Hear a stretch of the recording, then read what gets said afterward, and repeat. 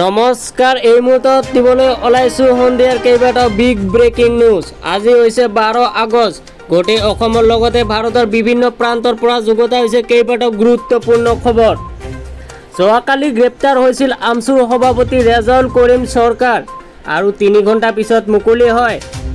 মুকলি হোৱাৰ পিছত ৰেজাউল কৰিম চৰকাৰে এনেদৰে মন্তব্য কৰি কয় যে মুখ্যমন্ত্ৰী হিমন্ত বিশ্ব শৰ্মাক চেলেঞ্জ কৰি কয়, আমাৰ আন্দোলন অব্যাহত থাকিব। তেনেকুৱা পুলিচে দি গ্ৰেপ্তাৰ কৰি ভয় ভাবুকি দেখুৱাই আমাক একো কৰিব নোৱাৰে। এইদৰে মন্তব্য কৰিছে আমছুৰ সভাপতি ৰেজাউল কৰিম চৰকাৰে। এই আন্দোলন সমগ্ৰ অসমৰ লগতে সমগ্ৰ ভাৰতলৈ লৈ যাম বুলি মন্তব্য কৰিছে ৰেজাউল কৰিম চৰকাৰ। আমি আন্দোলন কৰিছোঁ, আমি ন্যায়ৰ প্ৰতি আন্দোলন কৰিছোঁ, অমানৱীয় উচ্ছেদৰ ওপৰত আন্দোলন কৰিছোঁ। এই আন্দোলন অব্যাহত থাকিব। উচ্ছেদিত মানুহক পুনৰ্স্থাপন লাগে আৰু তাৰ বাবে আমি আন্দোলন কৰিছোঁ। মানুহৰ ওপৰত যি অমানৱীয় অত্যাচাৰ চলিছে তাৰ বাবে আন্দোলন কৰিছোঁ। এইদৰে মন্তব্য প্ৰকাশ কৰিছে ৰেজাউল কৰিম চৰকাৰে।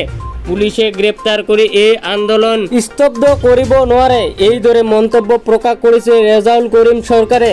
এক প্ৰকাৰ ৰেজাউল কৰিম চৰকাৰে মুখ্যমন্ত্ৰী হিমন্ত বিশ্ব শৰ্মাক চেলেঞ্জ কৰি কৈছে, ধৰ্মীয় সংখ্যালঘু সমাজৰ ওপৰত মুখ্যমন্ত্ৰী হিমন্ত বিশ্ব শৰ্মা যিদৰে টাৰ্গেট কৰিছে, এই আন্দোলন আমি সমগ্ৰ ভাৰততে লৈ যাম বুলি মন্তব্য প্ৰকাশ কৰিছে ৰেজাউল কৰিম চৰকাৰে।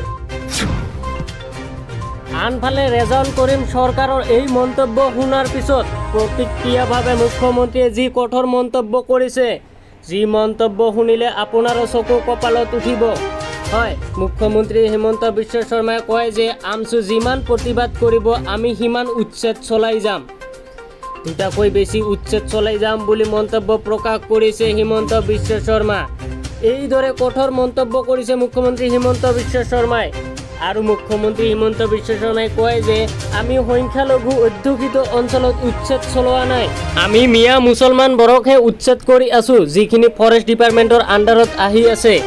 এই মুহূৰ্তত জনাবলৈ লৈছে বিগ ব্ৰেকিং নিউজ। মুখ্যমন্ত্ৰী হিমন্ত বিশ্ব শৰ্মাক কয় যে আমাৰ মানুহটো ফৰেষ্ট ডিপাৰ্টমেণ্টৰ মাটিত নোসোমায়, মিয়া মুছলমানবোৰেহে আহি দখল কৰি বহি থাকে। আমাৰ মিচিং, বড়ো, ৰাভা মানুহটো চৰ অঞ্চলত গৈ বাহৰ নাপাতে, কিন্তু মিয়া মুছলমানবোৰে কিয় আহি আমাৰ ইয়াৰ ফৰেষ্ট ডিপাৰ্টমেণ্টৰ মাটি দখল কৰি বহি থাকে।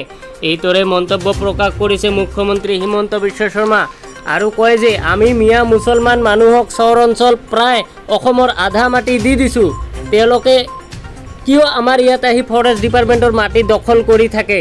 এইদৰে মন্তব্য প্ৰকাশ কৰিছে হিমন্ত বিশ্ব শৰ্মা। আনফালে অসমীয়া জাতিক লৈ বিতৰ্কিত মন্তব্য কৰা চুমি আক্তাৰক গ্ৰেপ্তাৰ কৰিলে অসম আৰক্ষীয়ে। চুমি আক্তাৰে যিদৰে অশ্লীল ভাষাৰে অসমীয়াক লৈ বিতৰ্কিত মন্তব্য কৰিছিল, সেইটো আমি দেখুৱাব নোৱাৰোঁ। এই মুহূৰ্তত ফ্ৰম কেবিসমূহ দৰ্শকক দিবলৈ ওলাইছোঁ বিগ ব্ৰেকিং নিউজ। চুমি আক্তাৰক গ্ৰেপ্তাৰ কৰিলে বৰচলা আৰক্ষীয়ে। লাহৰীঘাটৰ পৰা গ্ৰেপ্তাৰ কৰে চুমি আক্তাৰক। চুমি আক্তাৰে মিয়াক সমৰ্থন কৰি অসমীয়া জাতিক কৰিছিল সমালোচনা। অৱশেষত গ্ৰেপ্তাৰ হয় চুমি আক্তাৰা।